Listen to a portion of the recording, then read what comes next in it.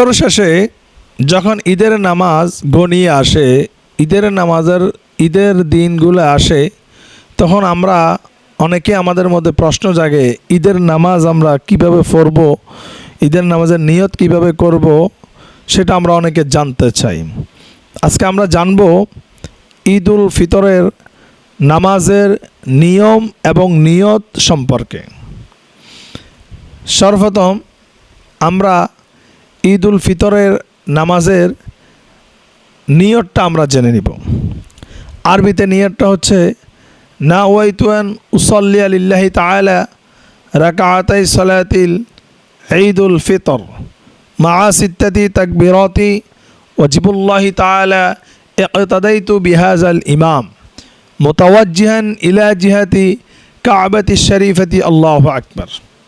আরবিতে যারা পারি না তারা বাংলা এভাবে নিয়ত করব, আমি আল্লাহর সন্তুষ্টির জন্য ক্যাবলামুখী হয়ে ঈদ উল ফিতরের নামাজ আদায় করার জন্য এই ইমামের পিছনে অতিরিক্ত 6 তাকবীরের সহিত নিয়ত করলাম আল্লাহু আকবার। এটা হচ্ছে নিয়ত। নিয়মটা হচ্ছে প্রথমে আমরা তাকবীর বলে আল্লাহু আকবার তাকবীর বলে হাত বেঁধে আমরা সানা পড়ব, সুবহানাকা আল্লাহুম্মা ওয়া বিহামদিকা ওয়া তাবারাকা ইসমুকা ওয়া তাআলা জাদ্দুকা ওয়া লা ইলাহা গায়রুক।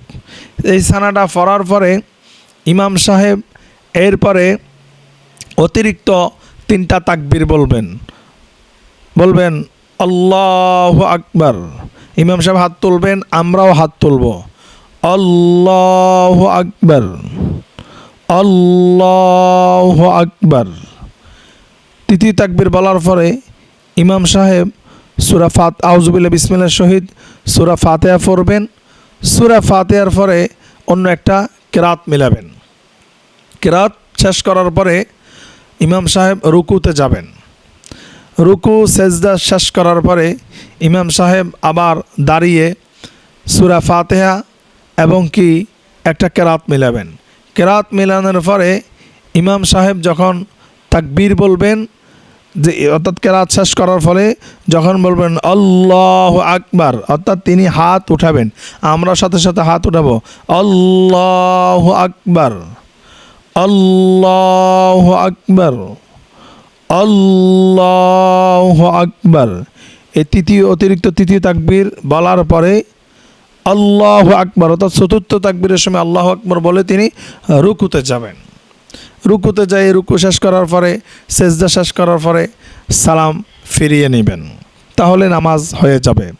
মনে রাখবেন, যদি আপনি মুসল্লি হয়ে ভুল করেন, ইমাম সাহেব যদি সঠিকভাবে সালাত আদায় করায়, ইমাম সাহেবের যদি ভুল না হয়, আপনার ভুল হইলেও নামাজ হয়ে যাবে। কারণ এই ইকতাদাইতু বিহাযাল ইমাম, আপনি ইমামের সহিত ঈদের নামাজ আদায় করতেছেন। আর যদি ইমাম সাহেবের ভুল হয়, তাহলে নামাজ আবার দোহরাইতে হবে, অর্থাৎ আবার পুনরায় পড়তে হবে। অতিরিক্ত 6টি তাকবীর বলা এটা হচ্ছে ওয়াজিব, ঈদের নামাজও ওয়াজিব। তার মানে আমরা এইভাবে করে ঈদের নামাজটা আদায় করে নিব।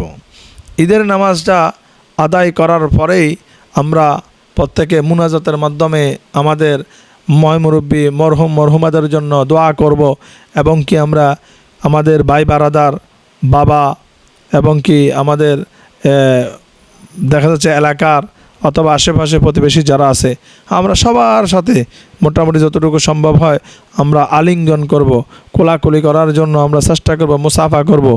এতে করেই একজন মুসলমান অন্য মুসলমানের সাথে সম্পর্ক বৃদ্ধি হয়, সম্পর্ক বেড়ে যায়। তাহলে এই হচ্ছে ঈদ উল ফিতরের নামাজের নিয়ত এবং নিয়ম। আমরা যারা জেনেছি, যদি এটা আমি মনে করি যে আমার ভাই বারাদার অনেকে জানার দরকার, তাহলে অবশ্যই কষ্ট করে ভিডিওটা শেয়ার করে দিবেন। আর যদি আপনার কোনো মন্তব্য থাকে অবশ্যই কমেন্টস করে জানাবেন। আসসালামু আলাইকুম রহমতুল্লাহি ওয়া বারাকাতুহু।